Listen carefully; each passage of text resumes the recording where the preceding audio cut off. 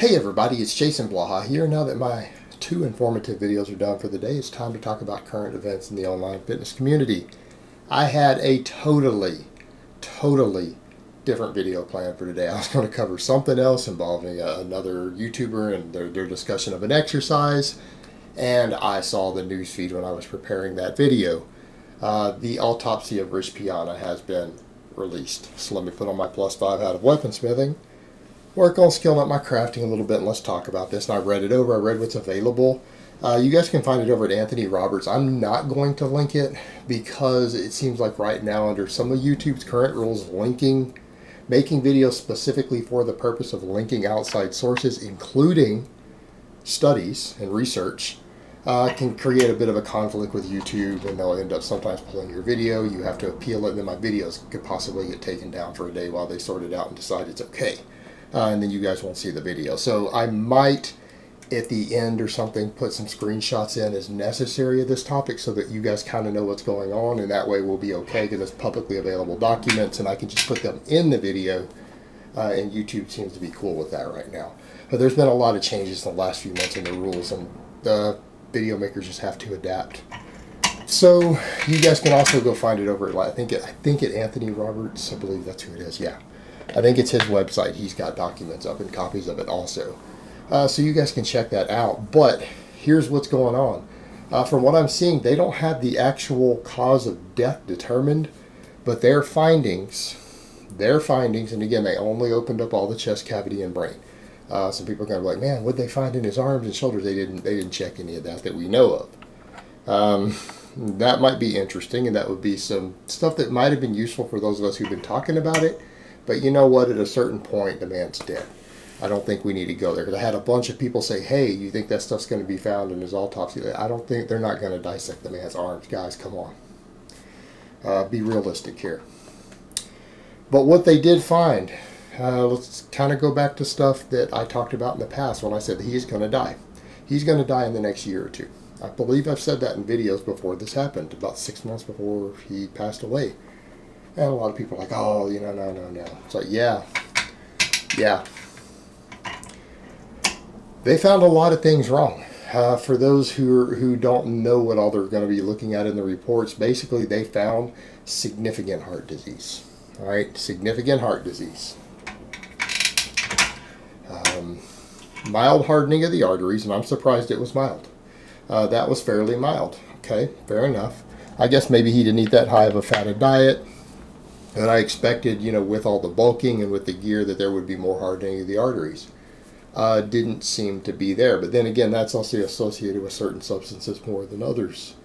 But yeah, there was mild hardening of the arteries, but he had significant heart disease. All right, significant heart disease. What else did they find? Fatty liver. Now, most people say, well, don't you see fatty liver in alcoholics? Well, to some extent, yeah. But you also see fatty liver in the morbidly obese, and you see fatty liver in people who consume excessive amounts of refined sugars, that sort of stuff, insulin resistance. Well, the guy pinned insulin, the guy pinned IGF-1. Remember what I've talked about with those things, and as far as your liver and other concerns of organ damage over time? Particularly the insulin. The insulin will cause fatty liver. I mean, it's one of the most dangerous substances that people use out there, and you really have no business using it for muscle growth. But the fatty liver, think about the amount of even refined sugars he bulked on, the amount of body weight he carried. That takes a toll on organs. And that makes sense. If you gain 80 pounds of body weight while eating a lot of refined sugar and refined crap, even if you're gaining muscle, it would make sense if you look at the pathways in the body, that would contribute to fatty liver. Even if you were gaining purely lean muscle from what you could see externally, doesn't mean that's how your organs are responding. Fatty liver. So fatty liver is what you normally associate with alcoholics. They saw kidney disease. Very significant kidney disease, actually. Again, the ultra high protein diets. You guys remember, I make a video about that a while back? I forgot about that. Remember when he went on a lower protein diet? You guys remember that? And I said, you know what? It looks like he's following a diet for someone with kidney disease. He was only eating like 80 grams of protein a day, and eating tons of rice. You guys remember that? Remember, and I said that's the sort of diet that is often prescribed to someone with relatively serious kidney disease. He had kidney disease, and that's probably, the kidney disease isn't what killed him here, guys. The kidney disease isn't even what killed him, but the autopsy is confirming what I said in a previous video. That he's following a diet for someone who has been diagnosed with serious kidney disease. He probably saw the signs of it and realized he had been destroying his kidneys. So what could be doing that? I don't know, diuretics. The ultra high protein diets.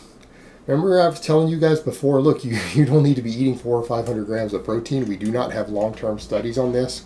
The high protein diets we see suggest that people can eat high protein who have healthy kidneys. But what researchers call high protein is not what bodybuilders call high protein. Right? What you guys are thinking of, a gram of protein per pound of body weight, that would be really high protein. We don't have human studies to look at 2 grams per pound of body weight and up, and some of these really, really crazy numbers you see bodybuilders and other people throwing out there. And there is reason to think that would put an enormous strain on your kidneys, particularly if you are weight training on top of it, because weight training does stress your kidneys a little bit. Weight training is amazingly healthy. The health benefits massively outweigh most of the health risk of weight training. It's understood by experts. It does put a little stress on the kidneys.